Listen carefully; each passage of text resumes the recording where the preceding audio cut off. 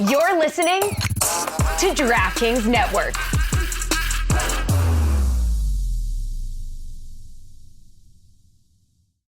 This episode is brought to you by State Farm. You might say all kinds of stuff when things go wrong, but these are the words you really need to remember. Like a good neighbor, State Farm is there. They've got options to fit your unique insurance needs, meaning you can talk to your agent to choose the coverage you need, have coverage options to protect the things you value most, file a claim right on the State Farm mobile app, and even reach a real person when you need to talk to someone. Like a good neighbor, State Farm is there. Now's a good time to remember where tequila's story truly began. In 1795, Cuervo invented tequila. Cuervo. What are you doing here? Cuervo. Anytime someone says Cuervo, I show up.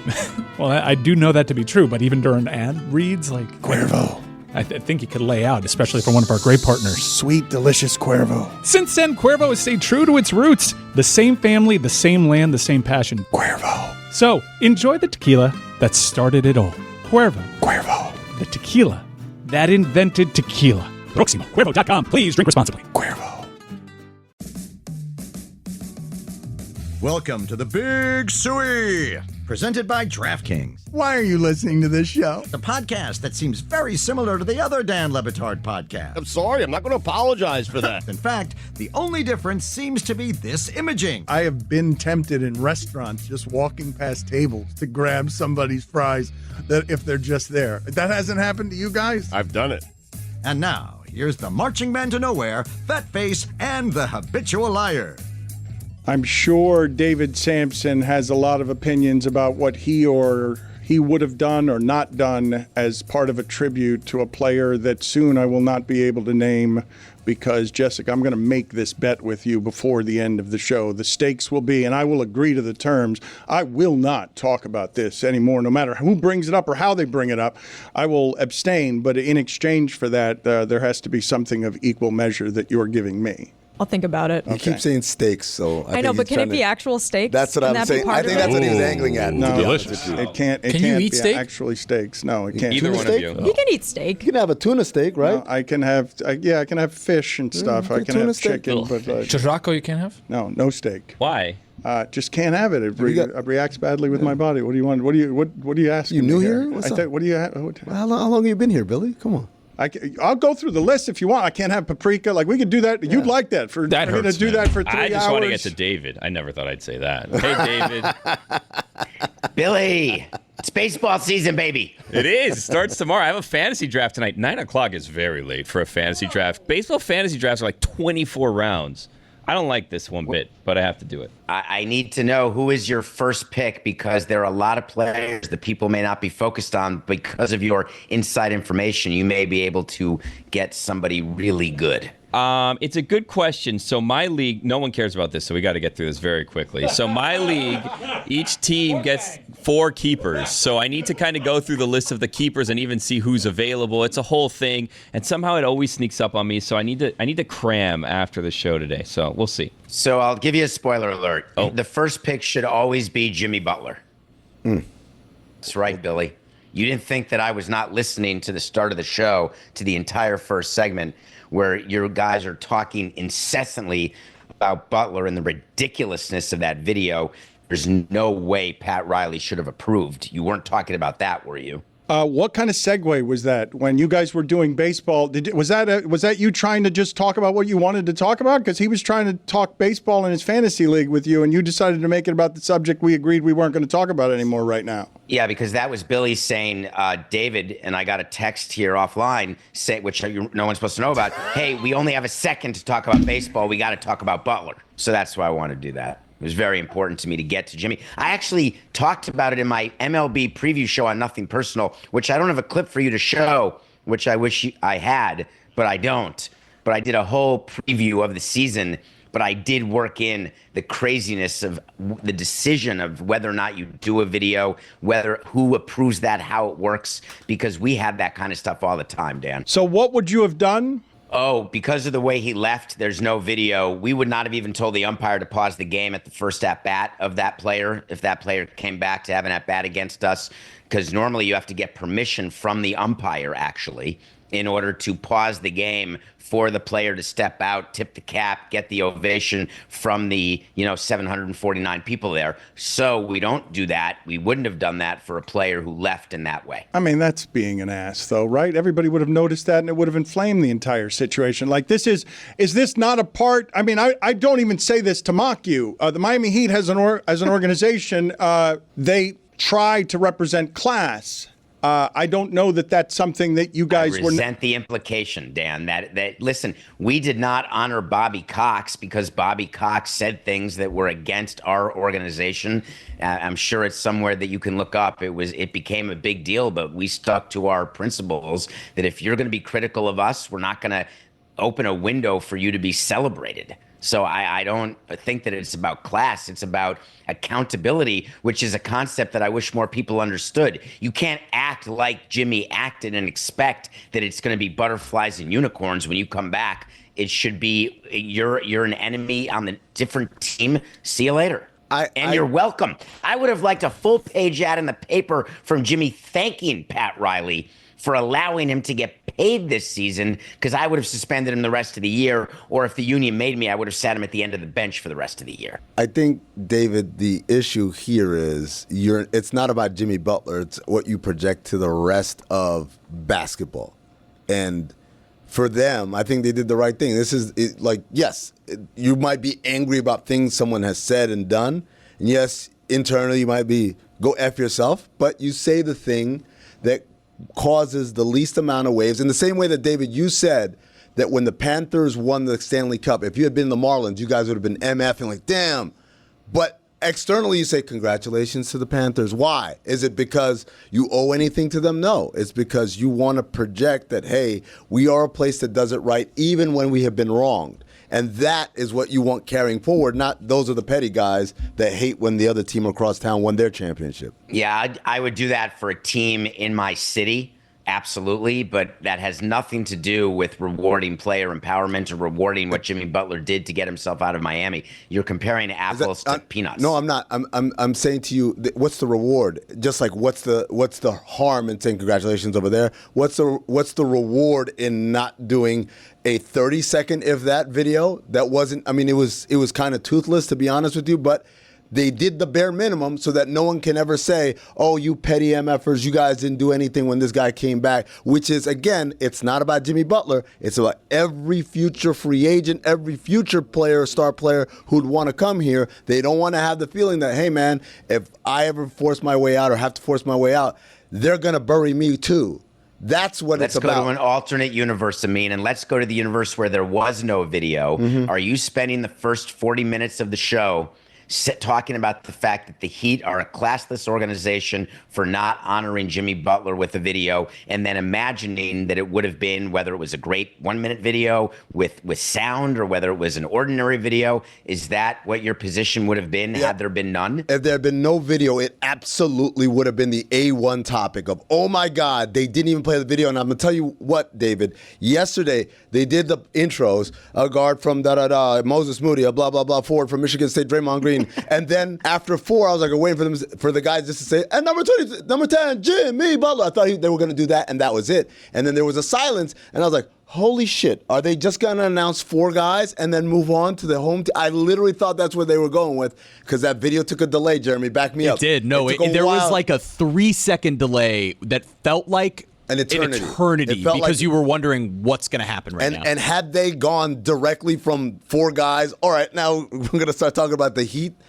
Absolutely, that would have been A1, not only for our show, but every sports show across the country. This will make Dan crazy, but I want to mention the name John Condon. John Condon was a very famous announcer at Madison Square Garden. And when a former player would come back, he would announce, and he was an amazing announcer. And when a player would come back, and number 4, Jimmy Butler. And it would just be in sort of a matter of fact, David, get the job done, you've got to announce the starting David, lineup. I'm going to tell you right now, I know John Condon. You, sir, are no John Condon fan. Because when Patrick Ewing came back as a Seattle Sonic, they announced, and number 33, Patrick Ewing. He did that. Because it was hold on. Are you comparing Patrick Ewing? He did not talk his way out of New York. That was what New York chose. The hell he didn't. That's the reason why they traded him. David, this is my wheelhouse now. This is my wheelhouse. Patrick Ewing was like, pay me $1 gajillion. The Knicks were like, you're 100 years old and you just broke your wrist and you tore your Achilles and did all these things. We don't want to do that. So then he said, well, then trade me. And then he ends up getting traded to Seattle in a 3-way deal that sends Glenn Rice from the Lakers to the Knicks.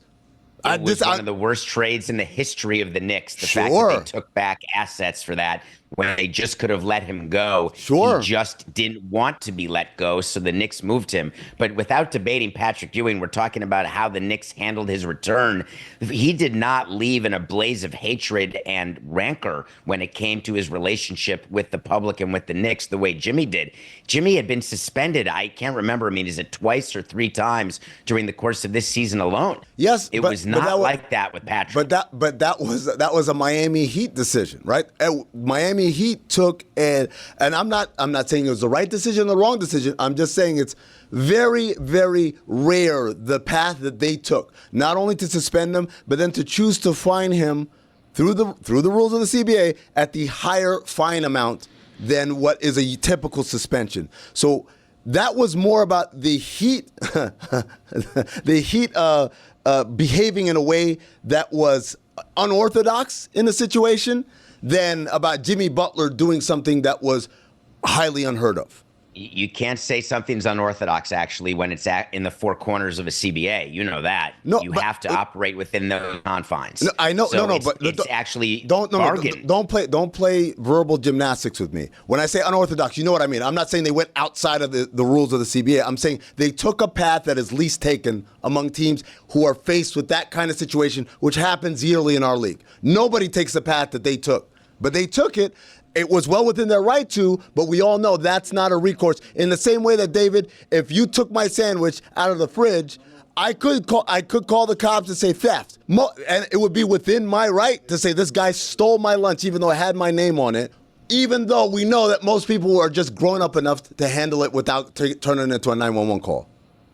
It would be petty larceny at best, unless you got this amazing sandwich from the deli. That's my point, David. What Jimmy Butler did was grand theft auto. Oh man, it's not just that he missed a plane. GTA. This was a pattern of behavior over the course of years. Even when they were winning, you had a Heat organization that couldn't stand him. You're playing a semantics game right now. I'm telling you that a lot of the rancor, there was a good amount of rancor that was created by how the Heat reacted to the situation.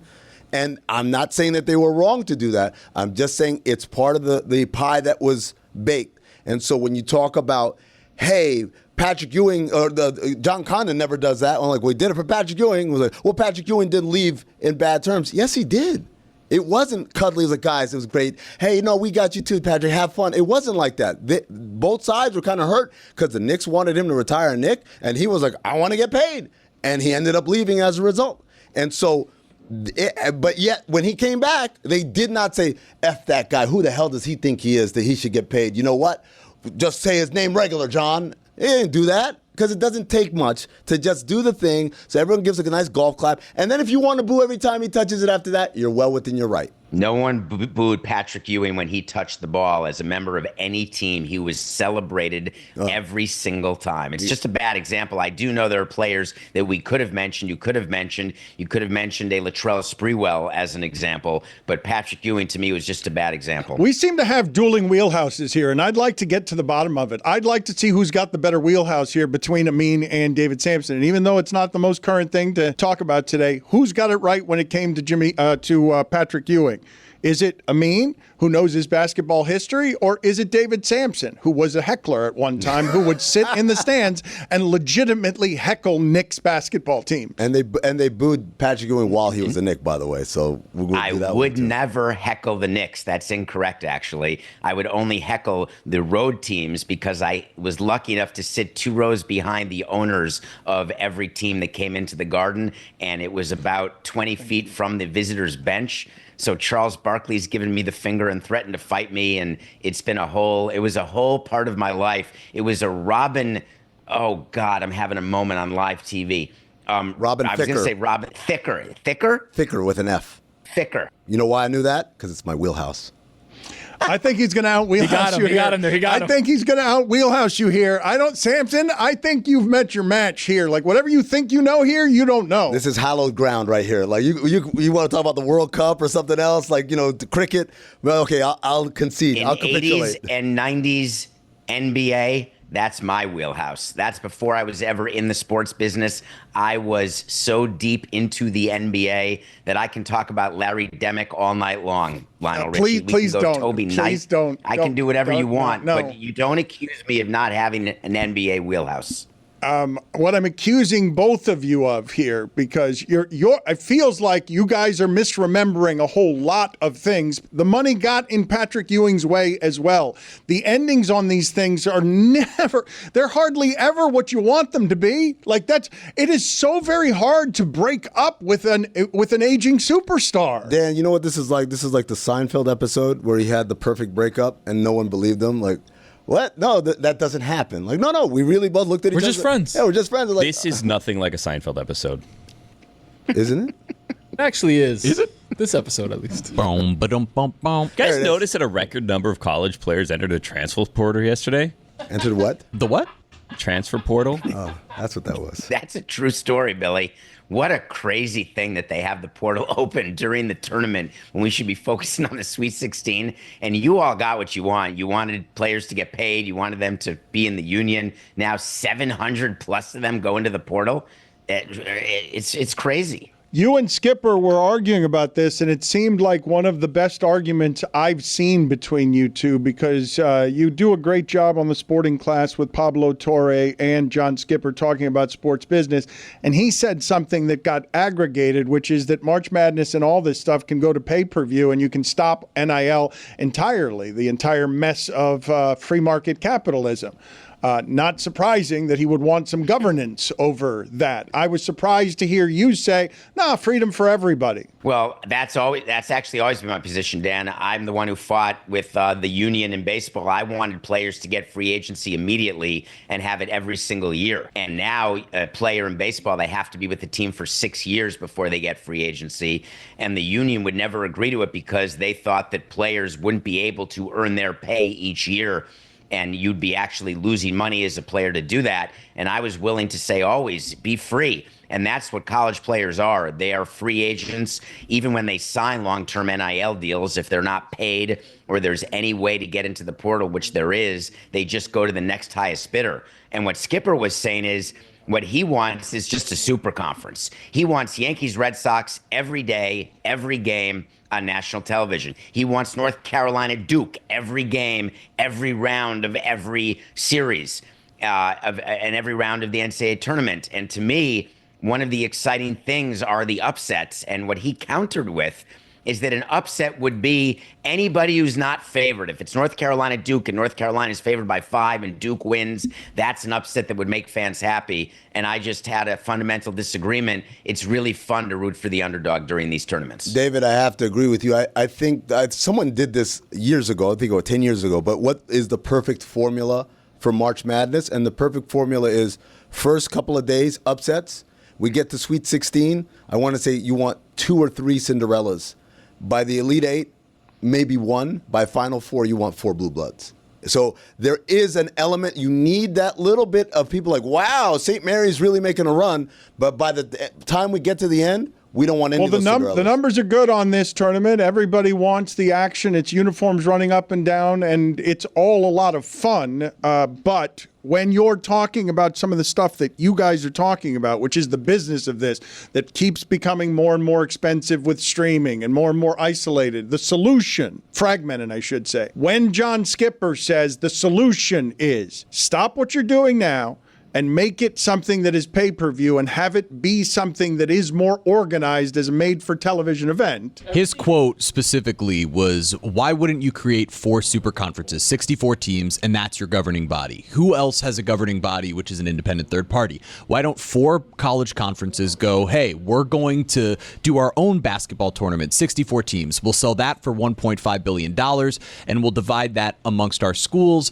and we'll further separate the haves from the have-nots. haves. It is shocking to me what a socialist capitalist he is pretending to be in that instance. And that was part of what we talked about on the sporting class, was that it's hard to have it both ways the way he wants it. So I hear that quote, and I heard it live, Jeremy, and I just tried to push back a little bit and talk about a world where that exists, because wouldn't you look at the U.S. and argue that there's a world where it's a really few number of haves and a real big number of have-nots? And how is it that you are coming to grips with that? And he's suggesting that there is a college basketball formula and football and professional sports formula where you are focused solely on the haves. Well, when you ask how does that working out, for the haves, it's working out great in this country, right? They're rich people are richer than they've ever been before. But I want to ask you, David, did you ever watch the documentary on Apple TV or Apple Plus about the Super League in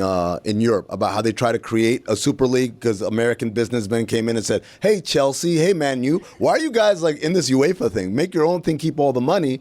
And then what ended up happening was the grassroots fandom was so upset by this massive departure from what was tradition that they upended the whole thing. It ruined the business deal, and everyone got scared and backed out. That would have been a great business deal was ruined by you can't do that to the customer. Right. It can't be that. The greed and the capitalism can't be that overt. That was the line. Right. But at the time, I remember watching, and I'm like, yeah, of course in Europe, because they stick to their standards or traditions way more than we do here. We are a much more malleable people.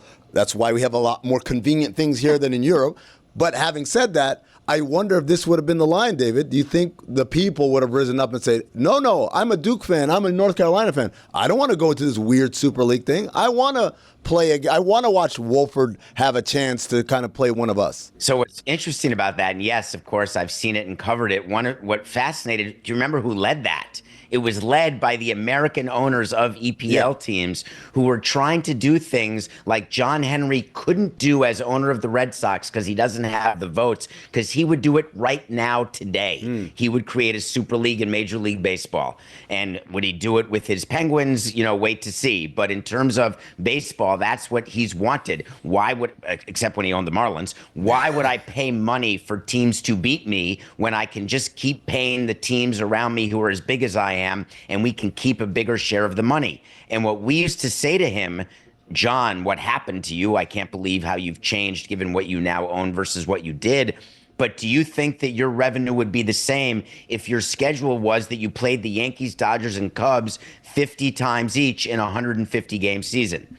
So the argument has always been that you need to have a full league. And what John Skipper was saying was sort of an amalgam of the concept, which is keep it at 64 teams, but forget these automatic bids from these ridiculous conferences that no one's ever heard of. Forget Yale having an opportunity to beat Texas A&M in the first round. Just keep it to the 4 main conferences. So then what happens, Amin, is the ACC and Big East say, here's an idea. Why don't we merge? This was Dan Hurley thinking about this, talking to Coach K. Let's form a 29-team conference and see if we can't be the big man on campus. And so where everybody is simply going to is they want the lion's share of the money the year in which they deserve it, and they don't think about the years in which they stink. So that's how this happens. It's been 1 year, okay? It's a super small sample size, but chalk won, and it was not madness. It wasn't what it usually is for buzzer beaters and upsets and everything else. 12 over a 5 is not any kind of rare. It often happens. So there weren't any stunners. And Jay Williams says that NIL has ended the Cinderella based on this year. That seems to me like that wouldn't have any tethers to truth. It's a one sample size situation. But is there a chance that this keeps happening this way because of money differences in the sport? It seems like an overreaction that he's saying this 1 year that's an aberration. I'd like to jump in for a second, David. Number one, a couple of years ago, Miami went to a Final Four fueled off of just snorting pure uncut NIL, right? That's how they did it. And some other stuff. Right. The NIL and the transfer portal actually accelerates this because people are going to be able to bring up a bag of money and say, look, let me go after this kid who, for whatever reason, didn't get enough touches or enough shots or enough minutes in his situation, and it's going to create more randomness. I think, to pretend like this is a result of NIL. First of all, this is not the first year of NIL. It's not the first year of transfer portal. To me, it's just going to increase the randomness. What do you think, David?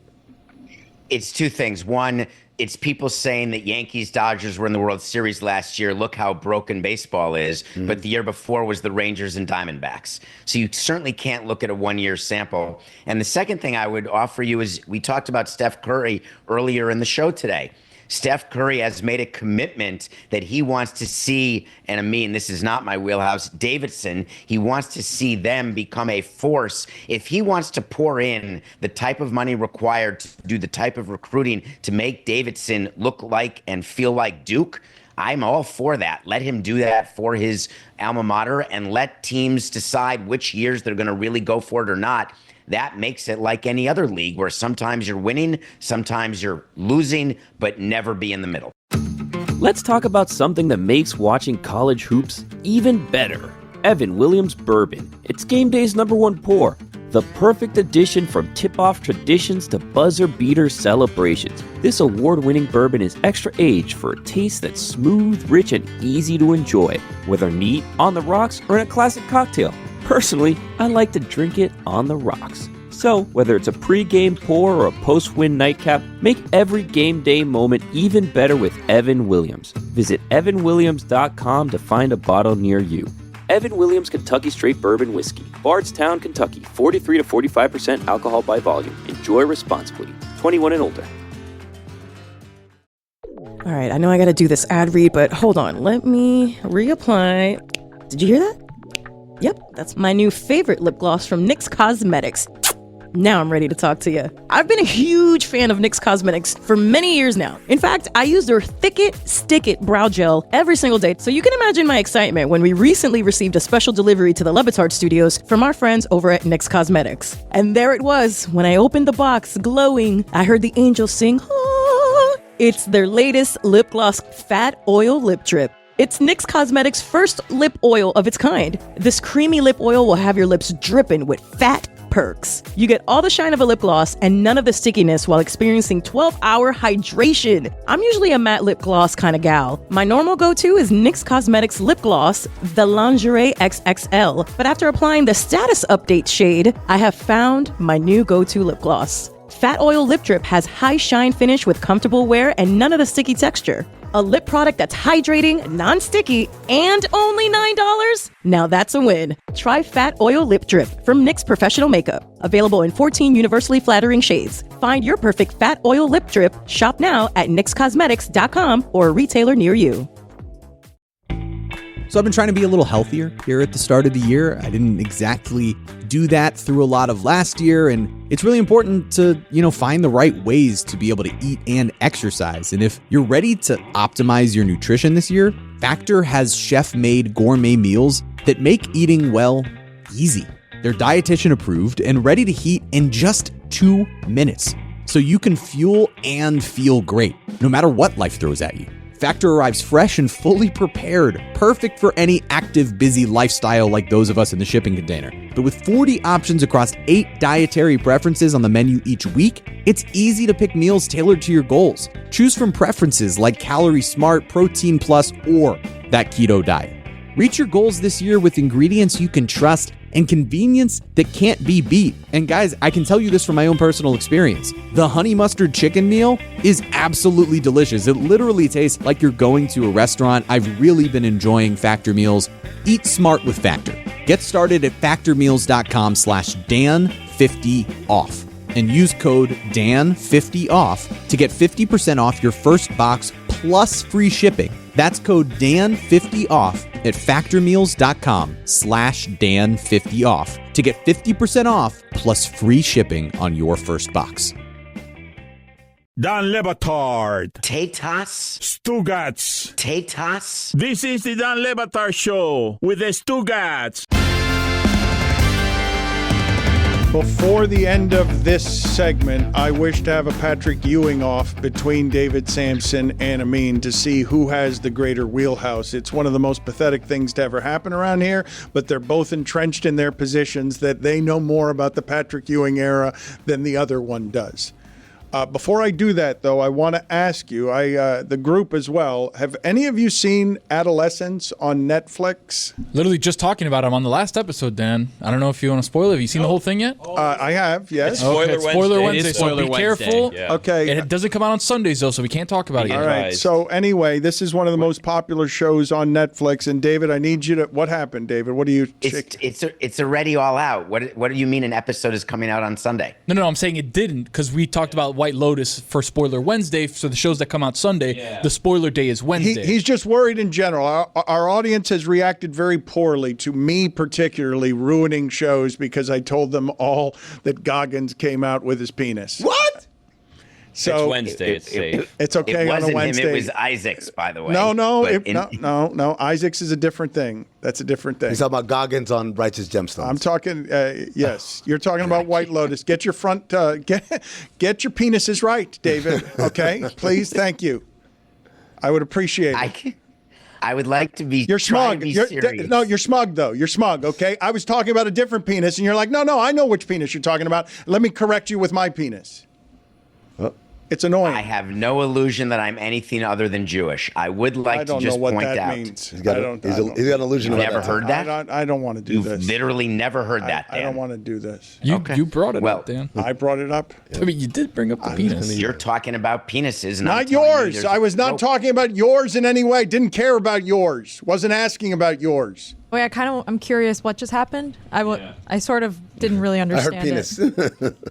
Then I heard Jewish. I heard something about Jessica, Jewish penises and my ears perked up. Samson, can you extrapolate? Well, I can only elongate the segment if you'd like me to, but the fact is that it is thought to be that Jewish men do not have large penises. That's been the expression, and people often say, hey, I'm Jewish only from the waist up. Wow. Oh, that's not my experience. Mine either. Shout out to Lehman, huh? Mystery crate heads know. Can we talk about adolescence? Yeah, for 2 let's minutes talk here about it. without Yeah. Weird spoiling it? transition. Don't spoil it though. I'm on the last episode. I'm halfway through the last episode, David, where they're driving in the car and there's that long scene of them driving in the car. Okay, that is. So, did you know watching this show that the father is also the writer? Did you know that going into I did it? not. I know he's in Peaky Blinders, and I loved him in Peaky Blinders. Okay, so Stephen Graham wrote a 4-episode arc called Adolescence, and he cast a kid who had never acted before. That kid was so good, David. I was stunned. I get so mad at child actors for being cruddy in things that I would otherwise like because it's hard to be a good child actor. That kid was so good. He had never acted before. That's and insane. One of the rules, he had never taken an acting class. When they did the casting, and Stephen Graham has gone public with this, we would not look at video or tape or auditions of anyone who had any acting experience of any kind. Like in your 8th grade school play, I would have been eliminated for doing my sister Eileen in 7th grade. This guy, Stephen Graham, said, we're going to find a kid who is completely, my sister Eileen, is that an old reference to, Dan? Are you making fun of that? I mean, no, I didn't make fun of anything, but Tony made a face. I mouthed what? Tony made a face. Look, David. Does that come on, What am I Eileen? going to do? David, your every segment for so long is you say things like that, and Tony has a look like that, and it's everybody because yes, that was the correct way to react to that reference. Go ahead, tell us about your sister Eileen. Go ahead. No, that's the name of the show. I know. It's a play. My Anyway, sister Eileen. my- Go ahead. Who's on first, David? What? What's on The fact of second? the matter, him. That's fine. What I'll are you Venmo it doing? later. Wait a minute. I miss Greg Cody. Wait a You would minute. love this episode. I don't know who on What third. was that? What was that? That was Akbar Domestique right there. Him. That was me losing a $5 is what that was. No, that's a bigger fine than that. I feel like that What? should. You can't make up the fines. They're agreed to. Well, So CBA? Well, Yeah, we have a set fine that people are supposed to pay into the Venmo bucket, and what I just did was a word garble, and a word garble is a $5. Is it? Are we finding for word He's got garbles? $5 on it. Don't worry about it. He's got $5 All on right, it. so $5. So you were saying about adolescents. I was saying that what they did with this kid is they brought him in and they just said, they gave him the script and they just started talking to him and saying, can you read some lines? They cast him and he ends up giving what is probably the best performance by a child actor, and without recency bias or hyperbole, that you'll see in your life. And will he grow up to be an amazing actor and to be Daniel Day-Lewis or Denzel Washington? Who knows? But he'll always have adolescence. But the reason to watch the show is that it is and I watched it with subtitles, even though it's in English, because there's so many references that Stephen Graham makes in the dialogue. It is really about how you deal with a child and how you deal with the internet and how you deal with thinking that you know what your child's doing when they close their door, and how kids, we all used to close our doors when we were growing up, except when we closed our doors, we were max from where the wild things are. It was just our imagination. Now kids, when they close their doors, it's actually opening a door to the entire world. And it's scary. Don't do it to me, Dan. No, Jessica was laughing about. I don't know what Jessica was laughing about. I want to know what she was laughing about. Sorry, no, I just some people only need their imagination sometimes. What the wild things are. Are we going to argue over the point that kids, when they're sent to their rooms and with electronic devices, have access to more things than when I was growing up and got sent to my room? It's a different world, and parents are on the other side of the door not understanding what's actually happening with a child. No, we're not going to argue over that. That is very true. I agree with you. And it should scare the bejesus out of us. And when you watch this 4-episode arc, you are seeing a manifestation of what could be happening in your very own house with your own kids. And it is horrifying. And it's not a horror movie. It is horrifying, but it is so well done, so well acted. And I just think it's critical that you all watch it. David, quick question, because I haven't watched the show. Are you telling me in the show the kid gets sent to his room for punishment and they let him take his iPad with him? No. No. I'll answer that for you, Dave. No. Okay. All right, so just so that I can tell the audience what the show is, because it's worth watching. It's shot very well, differently, a lot of lingering shots, one-shots, and the child actor is extraordinary. But where you arrive if you're a parent watching this is on the playing of probabilities as a parent. You don't guarantee yourself anything, and whatever guilt you have as failing as a parent. It's heartbreaking, and it'll reach you what this is trying to tell the story of. It's not sending a kid to his room and bad things are happening there in a simplistic sense. Without spoiling the movie, a child is capable of murder. And you don't know it because you think you know your child. What happened? Wait, what? With an iPad? Oh, you guys had no idea? With electronics? I feel like that's exactly a spoiler. Spoiler Dan, Wednesday! are you Dan, oh, come on, Dan. Jesus. Dan, to be fair, okay, and I'm on your side on this. It is Wednesday. It is Wednesday, but Yeah. if you look at the description on Netflix, the hook is there's something that happens where somebody's murdered. That's all not a I spoiler. even knew about the That's not a show spoiler. at this point. So Okay. let's defend Dan. You're good, Dan. You guys told me I was good on Wednesday. Yeah, you're You good. guys told You know me I what? was You're good good. on You're Wednesday. good. You're good. You guys Yeah, told yeah, me. yeah. The If way it's we in the the description, you're good. description of the show, I don't think The way we were doing this, description. if you guys told me on Wednesdays, I can say whatever I want. I can't say That's anything. I about can't say Sunday whatever I want shows. any other That's day. about But on Sunday Wednesdays, I can shows. say whatever I want. Sunday shows. Also, we had a strong 4-minute prelude till that spoiler. So if anyone who's watching Adolescents hasn't got to that part, and you're like, oh, let me keep listening. It's that's also your within fault. the first 6 seconds of the show. Yes. So you're okay. But You're clear. You're good. We should probably get back to Jimmy Butler. no, please. Oh. No, Are you sure? No, we could. No, come on. Steaks? Dave, I'd love to. Steaks. Dave, that third Medium episode, rare. the third episode, which is mostly focused on the young boy, his acting was incredible. So for you to tell me that he's never done acting before, he's crazy. never taken a That's class before, crazy. that Ever. third episode is solely focused on him and what happens in where he's at with whom he's with, and it's like, Holy shit. Hold on a second. Can I ask you Tony, guys- there could be 2 Emmys there, Billy. I'm sorry. There could be 2 Emmys won in that episode 3. Yeah, yes. Both the therapist and the boy. Yes. So can I ask you guys a question? So spoiler alert, spoiler Wednesday, spoiler alert, turn off. And I can't spoil anything because I don't know. I'm just asking questions here. So this kid is never taking acting classes, but he played the role perfectly of a little kid that turns out to be a murderer. Whoa, we don't know. We should probably start talking. We don't know to if he someone. did it. We don't know if he the did it. kid's never learned how to act like a murderer and just naturally takes it up. I think we need to talk. Billy, to as someone who also hasn't watched the show, let me answer your question. Some people are just born with it. Some people can become a character that they're not so convincingly that even local media people might be swayed to write things about these people. They're gifted, and we should cherish and praise them and really encourage. I hope this kid has supporting. Foster it, yeah. Like, hey, you should do more of this, kid. You should have more opportunities like this, and you should be compensated While you're handsomely still on for the it. outside. Yeah. I mean, Amin is a top tier actor. We know that. It's movies. Amin 1A, Greg Cody 1B in terms of actors was just on the show. so He could have been ass off. Goggins, Dan. Yeah. 2 movies. What can I say? David, the baseball season is starting, and I don't know whether I can muster any enthusiasm from Billy on the baseball season because of the state of the Marlins. Well, let me give you a way to do it. Tomorrow, all eyes are on Marlins Park.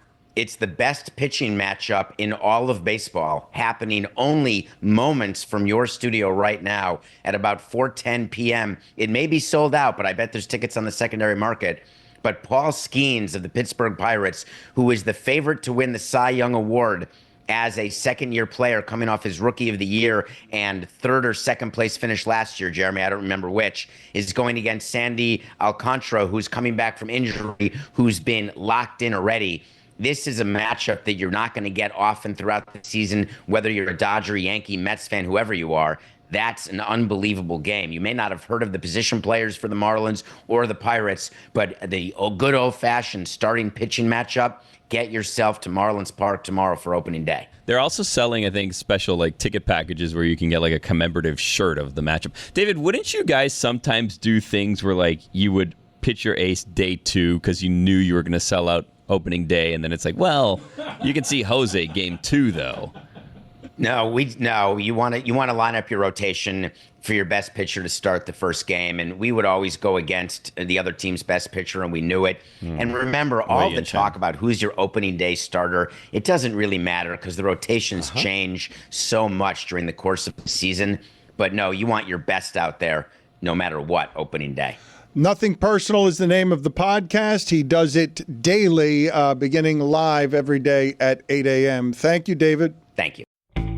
So I've been trying to be a little healthier here at the start of the year. I didn't exactly do that through a lot of last year, and it's really important to, find the right ways to be able to eat and exercise. And if you're ready to optimize your nutrition this year, Factor has chef-made gourmet meals that make eating well easy.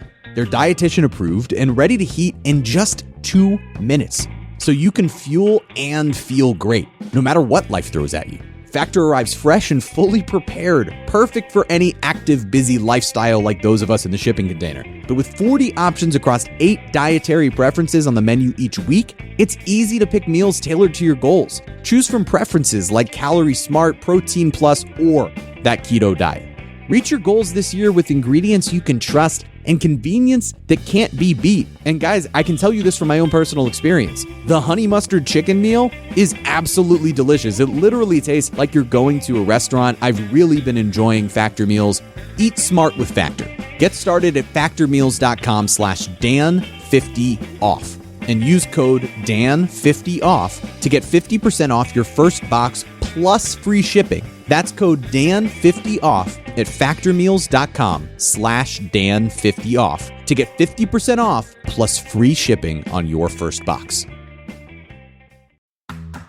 Hey friends, it's Jer Bear here, and I'm here to tell you all about Boost Mobile, which is now a legit nationwide 5G network. So I must take a break from the jokes here for a second and put on my serious voice, because I would never ever joke about a 5G network that has invested billions building 5G towers across the country. Not even once. Not even if Mr. Boost Mobile himself asked me to. There is nothing funny about it. Boost Mobile is now a legit nationwide 5G network and also provides coverage across 99% of America. Seriously. Visit boostmobile.com or your nearest Boost Mobile store location to learn more. The Boost Mobile network, together with our roaming partners, covers 99% of the U.S. population. 5G speeds, not available in all areas.